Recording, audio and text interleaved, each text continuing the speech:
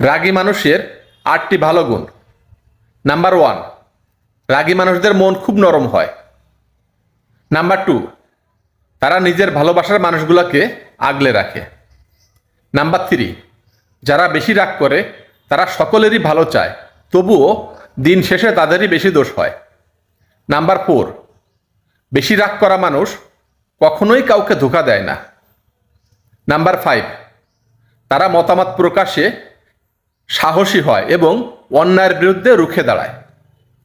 Number 6, তাদের মধ্যে ভণ্ডামি বা মিথ্যা বলার প্রবণতা খুবই কম থাকে।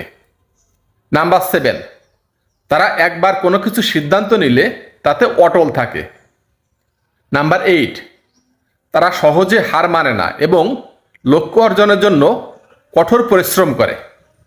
ভিডিওটি ভালো লাগলে একটা শেয়ার করবেন। Thank you.